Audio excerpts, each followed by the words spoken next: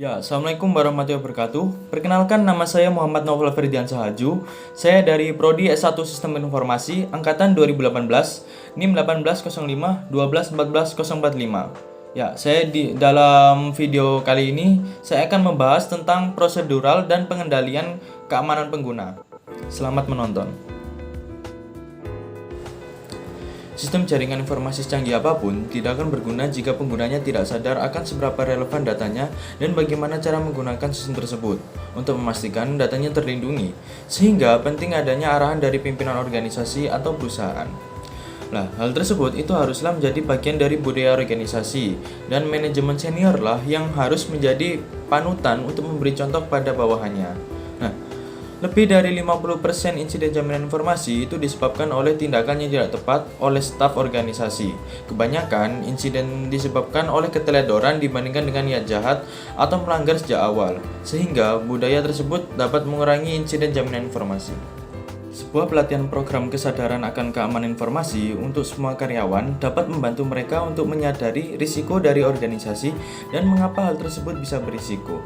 Pelatihan tersebut termasuk pelatihan tentang undang-undang dan peraturan industri tertentu yang mungkin akan berlaku bagi organisasi tersebut. Nah, salah satu contoh gampangnya ialah menunjukkan tentang akibat dari risiko tersebut, bagaimana organisasi menderita, atau risiko yang ditimbulkan, dan efek apa saja yang akan mengenai mereka nantinya. Kontrak kerja merupakan dokumen yang sangat penting karena memiliki kedudukan hukum. Nah, kontrak kerja tersebut akan menentukan syarat dan ketentuan kerja, termasuk tanggung jawab karyawan terhadap organisasi dan siapapun yang berinteraksi dengan mereka atas nama organisasi. Dokumen tersebut juga menjelaskan kewajiban yang dimiliki organisasi terhadap karyawan. Hal tersebut mencakup semua informasi tentang standar tentang gaji, cuti, penyakit, pelatihan, perlindungan, kesehatan, dan sebagainya. Di zaman modern ini, di setiap organisasi itu memiliki semacam kontrak layanan dengan pemasok maupun dengan pelanggan. Nah, kedua belah pihak itu memberikan kesepakatan tentang arti dari standar tertentu dan konvensi penamaan seperti tanda pelindung, identifikasi kebijakan, juga prosedur yang harus diperhatikan. Nah, detail keamanan untuk kontrak semacam itu biasanya terdapat dalam surat keamanan yang seringkali disertakan sebagai lampiran kontrak dan dikeluarkan oleh klien ke penyedia layanan.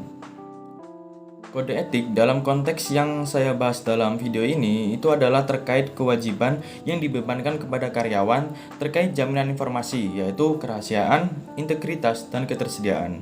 Namun, kode etik tersebut itu dapat mencakup lebih dari hal-hal yang sudah saya sebutkan tadi. Nah, kode etik tersebut itu juga mencakup sarana untuk mengekspresikan etika dan standar organisasi, sehingga berisi contoh dari jenis perilaku yang diharapkan dari karyawan dalam berurusan dengan satu sama lain atau dengan orang lain, baik itu pelanggan, pemasok, ataupun kepada siapapun.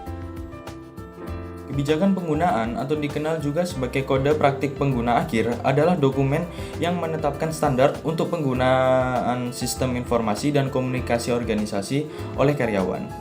Nah, kebijakan tersebut itu berfungsi sebagai tambahan pada kontrak kerja untuk melindungi organisasi dan individu dari tindakan yang tidak diinginkan dari pihak lain. Kebijakan penggunaan itu juga dapat membantu melindungi staf dari pelecehan atau malpraktek oleh atasan atau mungkin karyawan lainnya. Dalam dokumen ini, manajemen harus menjelaskan tingkat pelanggaran, misalnya kelakuan buruk atau pelanggaran berat dan sebagainya untuk setiap pelanggaran, dan langkah-langkah disipliner yang akan diambil terhadap mereka yang dianggap melanggar aturan tersebut. Pemisahan tugas adalah konsep bahwa satu orang tidak boleh menjalankan tugas untuk lebih dari satu peran yang mungkin dapat menimbulkan konflik kepentingan. Nah, persyaratan pemisahan tugas itu memiliki dua fungsi, yaitu yang pertama, untuk membatasi ruang lingkup seseorang untuk melakukan penyalahgunaan sistem. Harus ada pemisahan antar peran administrator sistem, pengguna sistem, dan auditor sistem untuk mengelola risiko kolusi dan penipuan. Nah, yang fungsi keduanya yaitu untuk membatasi ketergantungan yang dimiliki organisasi pada satu individu. Ini tentang fakta yang jelas bahwa jika organisasi bergantung pada pengetahuan atau keterampilan satu orang, itu rentan sekali bagi perusahaan. Jika orang itu terhasut untuk masuk ke perusahaan lain atau mengundurkan diri dengan membawa ilmunya, organisasi bisa memiliki masalah yang sangat sulit. apalagi jika organisasi tersebut hanya memiliki staf yang terbatas atau sedikit. Maka masalah tersebut bisa menjadi masalah yang sangat besar bagi organisasi. Ada kasus di mana kontrak barang, jasa, atau keduanya itu dialihdayakan ke bisnis lain atau organisasi lain. Nah, kontrak untuk mencakup hal tersebut itu perlu memasukkan klausul yang mengikat secara hukum yang mencakup aspek jaminan informasi dari data dan layanan terkait. Pemilik informasi memiliki tugas perawatan yang mengikat secara hukum untuk memastikan bahwa badan eksternal tersebut kompeten untuk memproses data secara aman dan akan mematuhi standar yang tinggi yang sama seperti organisasi yang menjalankan pekerjaannya. Ketentuan dan mungkin juga penegakan kewajiban ini memiliki dua manfaat bagi pemilik data, yaitu yang pertama, itu mengelola risiko kehilangan dari niat baik dan tindakan hukuman atau korektif sebagai akibat dari pelanggaran keamanan informasi. Kemudian yang kedua, itu mengelola risiko meninggalkan organisasi yang terkena dampak peristiwa risiko kelangsungan bisnis yang terjadi di pemasok atau supplier. Proses autentikasi dan otorisasi umumnya disebut dengan akronim IDNA yang merupakan singkatan dari Identification and Authentication. Sebagai prosesnya, yang pertama itu pengguna harus memberitahu sistem siapa yang mereka klaim atau identifikasi dengan memasukkan username yang unik. Kemudian sistem akan memberikan pertanyaan pada mereka untuk membuktikan identitas itu dengan memberikan beberapa bentuk pengetahuan yang hanya dapat diketahui atau dimiliki oleh individu yang mereka klaim itu tadi. Kemudian sistem akan membandingkan data yang diterimanya dengan nilai yang diketahui yang dimilikinya, dan jika mereka setuju, sistem akan menyediakan akses ke dalam sistem yang dituju oleh pengguna. Nah, kemudian hal lain dalam proses autentikasi adalah password atau kata sandi. Kata sandi tersebut seharusnya diingat pengguna dan tidak diberitahukan kepada orang lain.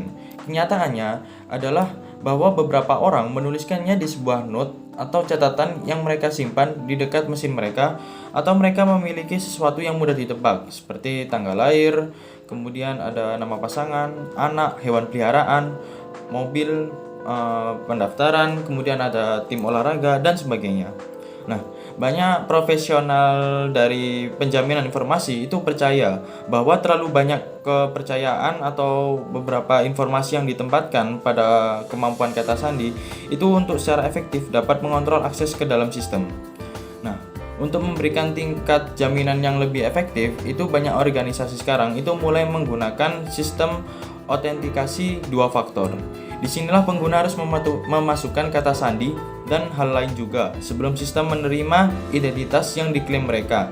Seringkali hal ini melibatkan penggunaan token seperti perangkat RSA dan Secure ID. Nah, PIN memberikan perlindungan terhadap token yang dicuri, memberikan waktu untuk mendeteksi hilangnya token dan unit tertentu itu dinonaktifkan. Beberapa bank dan organisasi perdagangan online telah mengeluarkan token kepada pelanggan mereka. Tidak ada keraguan bahwa mereka memberikan tingkat keamanan yang lebih tinggi, dan mungkin kelemahannya adalah di biaya pembelian sistem dan token yang biasanya harus diganti setiap 3 tahun karena keterbatasan masa pakai baterai.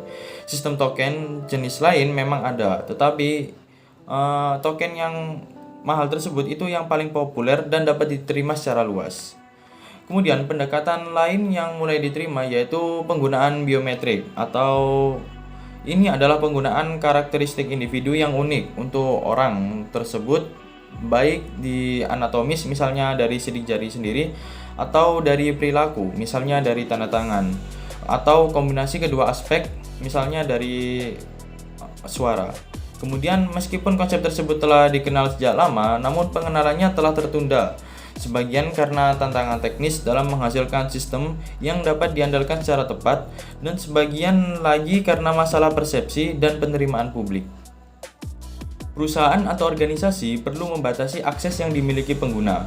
Pengguna hanya boleh diberikan tingkat hak istimewa minimum untuk menjalankan peran yang ditetapkan kepada mereka. Untuk membuat batasan ini memungkinkan organisasi perlu menetapkan atribut ke pengguna dan data dan menjelaskan profil mereka ke sistem lainnya. Informasi ini kemudian dapat digunakan untuk mengontrol akses ke data dan sistem, memberikan tingkat perlindungan lain untuk data dan juga penggunanya. Nah, konsep pertama untuk memberikan akses berdasarkan perannya yaitu konsep grup. Pengguna yang menjalankan fungsi serupa dikelompokkan bersama, misalnya pada bagian akuntansi, penjualan, TI, dan sebagainya. Sistem ini dapat digunakan untuk mengontrol akses ke aplikasi atau fungsionalitas dalam aplikasi terintegrasi besar, seperti sistem perencanaan sumber daya perusahaan atau ERP. Administrasi kontrol akses adalah salah satu poin penting dalam perusahaan. Tingkat hak istimewa yang dimiliki setiap pengguna atau administrator harus ditinjau dan diperbarui secara berkala. Karena ada kasus di mana pengguna itu bisa saja berubah peran atau posisinya, misalnya dipromosikan atau dipindahkan ke tim lain. Hak istimewa baru yang diperlukan harus diberikan, tetapi hak istimewa yang tidak lagi diperlukan, misalnya keanggotaan grup lama, itu harus segera dihapus. Nah, peran administrator sendiri itu harus mencakup satu, yaitu mendaftarkan pengguna yang baru ke sistem validasi identitas yang sesuai. Tanpa akses tersebut, mereka tidak dapat melakukan pekerjaan apapun. Kemudian yang kedua yaitu menghapus hak akses pengguna mereka yang keluar dari organisasi untuk mencegah akses yang lebih lanjut. Kemudian yang terakhir yaitu mengubah akses pengguna jika mereka merubah peran dalam organisasi. Mereka mungkin tidak dapat menjalankan peran baru mereka tanpa perubahan hak tersebut, dan mereka mungkin tidak lagi memerlukan akses ke data yang sebelumnya mereka akses. Akses point atau titik akses adalah lokasi manapun di mana sistem internal organisasi dapat diakses. Nah, beberapa jenis utama titik akses adalah satu, yaitu koneksi langsung dari terminal kabel. Kemudian ada akses jaringan nirkabel dalam perimeter. Kemudian yang ketiga adalah akses jarak jauh melalui jaringan pihak ketiga. Sebagai contoh seperti klien web, broadband dari rumah, atau mungkin dial-up dari hotel. Nah, akses jarak jauh sendiri itu menghadirkan tantangan tambahan dan dari keamanan fisik dan jaringan. Kemungkinan besar koneksi jaringan yang digunakan itu tidak dikontrol oleh organisasi yang sama. Yang berarti lebih penting untuk melindungi tidak hanya lalu lintas IDNA, tetapi semua data. Ini biasanya dicapai dengan menetapkan persyaratan yang lebih tinggi untuk identification dan authentication, seperti autentikasi dua faktor, kemudian menggunakan token, dan melindungi koneksi data menggunakan enkripsi, atau mungkin seperti penggunaan virtual private network atau VPN, ataupun secure socket layer atau SSL melalui protokol HTTPS. Perlindungan data melalui sistem klasifikasi informasi atau biasa disebut beberapa organisasi sebagai penandaan pelindung adalah salah satu tindakan pencegahan keamanan tertua namun paling efektif yang pernah ditemukan. Hal yang perlu diingat adalah definisi kata itu selalu berubah dan terus berubah. Semua ini dianggap sebagai aset informasi dan organisasi harus memperhatikan lagi sebesar apa nilainya. Hal tersebut tidak terbatas pada nilai komersial langsung organisasi, misalnya untuk desain produk baru, tetapi juga dampaknya terhadap organisasi atau orang lain jika isinya diketahui oleh pesaing, negara asing, atau mungkin kepada publik. Nah, dampaknya itu dapat berkisar dari dapat diabaikan hingga dampak serius pada keamanan nasional untuk pemerintah atau hilangnya niat baik besar dengan publik untuk organisasi yang bersifat komersial. Nah, setelah nilai ditetapkan, seperangkat aturan untuk penanganan dan distribusi harus dibuat untuk menentukan penggunaannya. Pedoman yang paling mendasar secara universal disebut sebagai prinsip perlu mengetahui. Informasi yang tidak boleh tersedia untuk orang yang tidak perlu mengetahuinya. Organisasi membutuhkan baik staf maupun pihak ketiga yang mengakses informasi mereka untuk mematuhi kebijakan dan prosedur jaminan informasi, guna mengurangi kemungkinan masalah jaminan. Memberikan pelatihan keamanan yang sesuai akan membantu individu untuk memahami tanggung jawab jaminan mereka, bagaimana aset informasi perusahaan dapat terancam, dan bagaimana hal ini dapat dihindari. Kemudian perusahaan yang tidak menerapkan inisiatif kesadaran dan pelatihan lebih mungkin akan mengalami masalah terkait keamanan. Pelatihan keamanan secara relatif adalah kontrol jaminan berbiaya rendah yang dapat membuat perubahan positif dan bertahan lama pada perilaku pengguna. Dengan memahami risikonya, pengguna akan lebih mungkin mengingat apa yang perlu mereka lakukan untuk melindungi informasi organisasi dan sistem yang memuatnya. Siapapun yang memiliki akses ke sistem organisasi perusahaan itu harus menerima beberapa bentuk pendidikan dan pelatihan keamanan informasi. Tingkat pelatihan yang mungkin mereka perlukan dapat bervariasi dengan peran mereka, tetapi harus cukup untuk memastikan bahwa mereka dapat melaksanakan prosedur jaminan penting dan memiliki pemahaman yang memadai tentang penggunaan yang benar dari sistem informasi yang mereka jalankan. Kesadaran bersifat lebih umum dan bertujuan untuk menciptakan perubahan dalam perilaku pengguna dan mempengaruhi persepsi risiko. Nah, kampanye individu harus dikembangkan untuk menargetkan area tertentu untuk perbaikan, kemudian untuk memenuhi berbagai jenis audiens, atau untuk mencakup beberapa masalah keamanan tertentu. Nah, kampanye yang efektif itu harus bermakna bagi audiens mereka untuk menghasilkan perubahan jangka panjang dalam perilaku pengguna, dan mereka harus berkonsentrasi pada apa yang dapat dilakukan seseorang untuk meningkatkan keamanannya. Nah, kampanye kesadaran atau program pelatihan keamanan harus dikembangkan sebagai proyek formal dengan tujuan yang telah disepakati sehingga dapat dilaksanakan secara efisien dan diukur keberhasilannya. Nah, penting untuk berkonsentrasi pada masalah keamanan yang relevan dengan perusahaan dan bukan pada topik hangat apa yang ada dalam industri saat ini. Ada berbagai metode dan materi yang dapat digunakan untuk mendukung kesadaran dan kampanye pelatihan. Pilihannya itu biasanya dibatasi oleh anggaran dan ukuran serta budaya organisasi. Nah, presentasi tatap muka itu sangat efektif bagi organisasi karena peserta dapat berinteraksi langsung dengan pelatih, tetapi juga menggunakan banyak sumber daya, terutama jika banyak orang yang perlu dilatih. Kursus pelatihan eksternal dapat digunakan untuk membahas topik-topik tertentu. Kemudian ada video dan DVD pelatihan. Itu dapat menyampaikan pesan yang konsisten di seluruh organisasi dan bermanfaat karena mudah dibawa. Ini bisa menjadi pilihan yang berbiaya rendah bagi organisasi jika perlu dilihat oleh pengguna di banyak lokasi, kantor, cabang, gerai retail, atau mungkin rumah-rumah. Nah, kemudian ada pelatihan berbasis komputer atau Computer Based Training yang biasa disingkat CBT. Itu memberikan solusi yang mirip dengan video dan DVD, tetapi bisa lebih interaktif dan memiliki keuntungan karena dikirimkan langsung ke desktop penggunanya, meminimalkan waktu yang dihabiskan jauh dari tempat kerja. Kemudian ada beberapa format elektronik seperti screensaver di stasiun kerja atau mungkin email.